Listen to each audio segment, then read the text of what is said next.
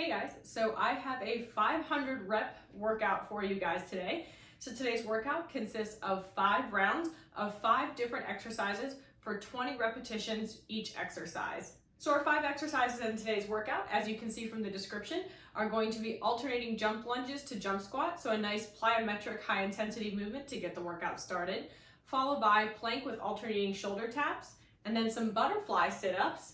And then we're going to do some alternating side lunges to work our lateral movement, and then finally some weighted push presses. So starting off with the alternating jump lunges to jump squat, that's a nice combination movement that's going to incorporate jump lunges and then jump squats together. So each time you do a right leg jump lunge and a left leg jump lunge followed by a jump squat, that's all going to equal 1 repetition. So to set up for the jump lunge first, we're going to bring our body to a lunge position with 1 leg in front, 1 leg behind. Drop the back knee to the floor for the lunge, and then we're going to rebound out of the lunge position, jumping into the air, switching our legs in between so that the other leg is going to transfer to the front. So we're going to jump up and then land in the opposite lunge. So this is going to challenge your balance as well as your low body strength and power.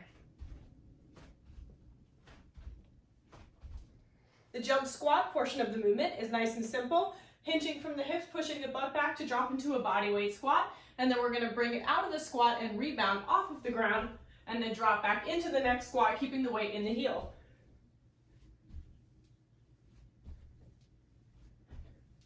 So then when you fuse the movement together, you get your jump lunge, jump squat.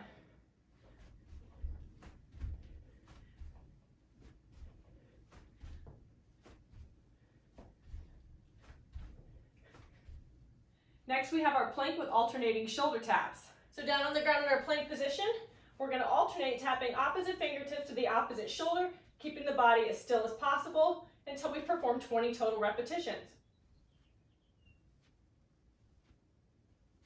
So next we have our butterfly sit-up. So to show you from the front what a butterfly sit-up will look like in terms of the lower body portion of the movement, the legs should be aligned so that the bottoms of the feet are together in contact with one another, and the knees are bent out to the sides, like you're doing a butterfly stretch in an upright seated position.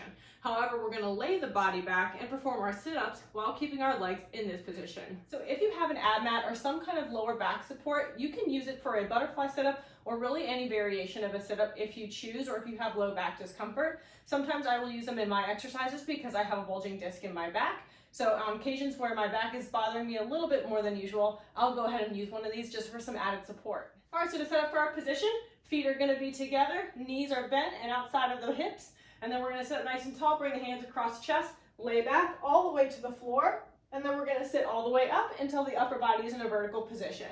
And then repeat, lay back, and then sit up, and we'll do a few more.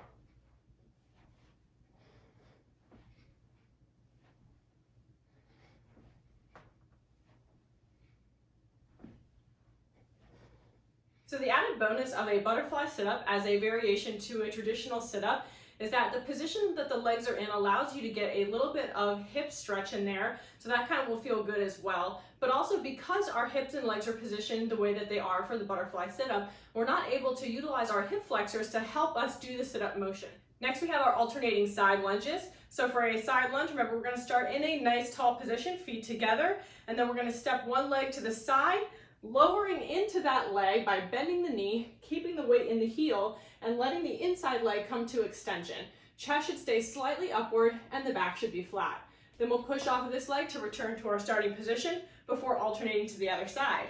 Lowering down, keeping the knee and toe forward, chest up, and then pushing back up to the starting position.